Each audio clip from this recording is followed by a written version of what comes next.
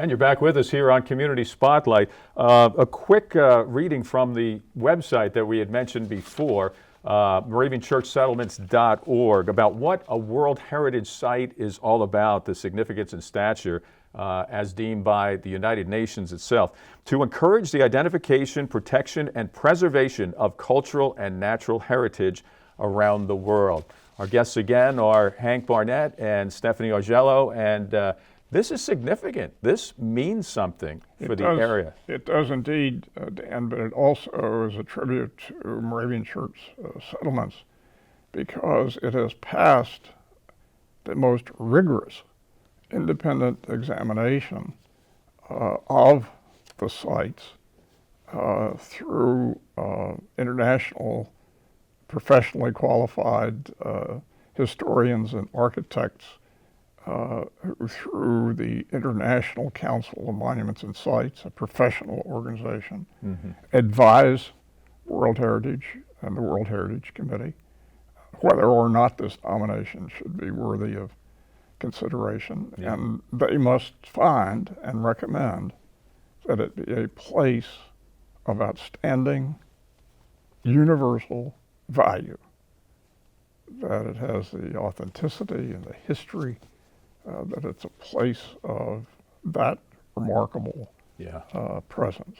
And unique here in the USA with yes. the way the Moravians planned cities at such an early time in this history of America. And the architecture, the cultural history, the living history of the Moravian Church. And if you were to visit the three other sites, you might think you are in Bethlehem, Pennsylvania, because of the similarity of the architecture and certainly the church and the traditions. Stephanie, you've got the best of both worlds. You're there culturally with the organization that got World Heritage Site designation here, but also with government. What do you see as this meaning for the region of the Lehigh Valley of Pennsylvania? Well, it's important that you mention the region because obviously it's important for Bethlehem, but it's important for the entire Lehigh Valley and the state of Pennsylvania as well. I mean, of course, it's going to be a huge economic and cultural benefit for the area with increased tourism and increased foot in our downtown, like people walking our downtowns and staying in our hotels and eating in our restaurants, but also seeing some of the other sites that we offer. Oh, yeah.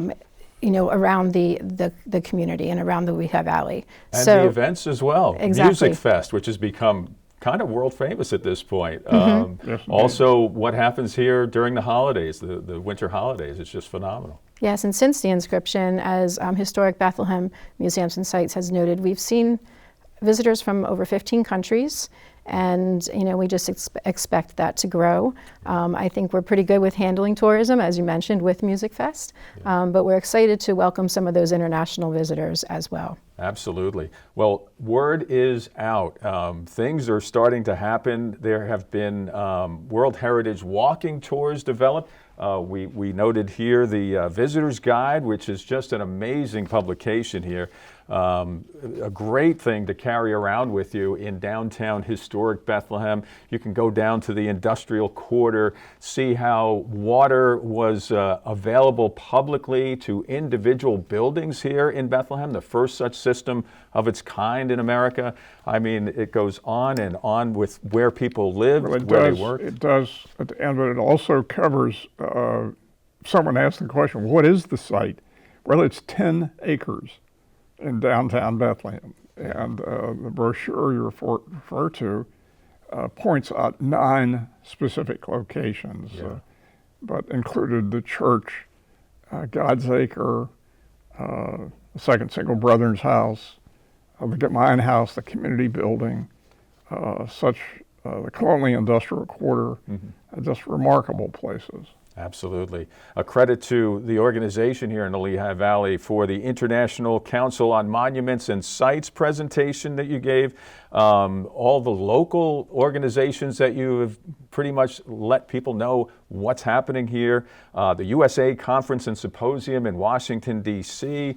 I mean, it's been a great effort here since the announcement and the inscription ceremony to get the word out. So kudos Mayor to the Reynolds, organization. Stephanie attended that symposium. Mayor Reynolds was present and reports back to me by the senior officers of ICOMOS, the host, that the mayor's comments were inspirational, that they were outstanding. High praise. So he certainly did an excellent job in representing the city and all of the 4 Moravian Church Settlement sites. And it was Absolutely. amazing to sit amongst the 25 other sites in the United States. You have, the superintendent of the Grand Canyon on one side of us and the superintendent of the Statue of Liberty on the other side of us. So it was our first, our introduction to World Heritage USA.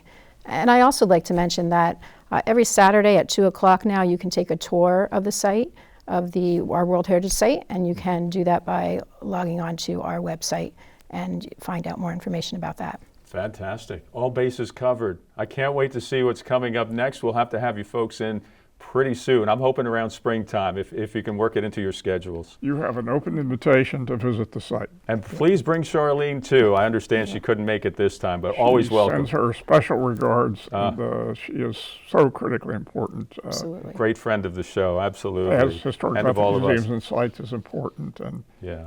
BAM and the university and the city. Yes, And the absolutely. And Hank. Northampton County. Hank Barnette and Stephanie Augello, thank you so much for coming on today. And thank you for joining us. A great discussion on Moravian's World Heritage Site, the Moravian Church Settlements in Bethlehem. Stay with us and come back again in spring when we have these folks back. Good night, everybody.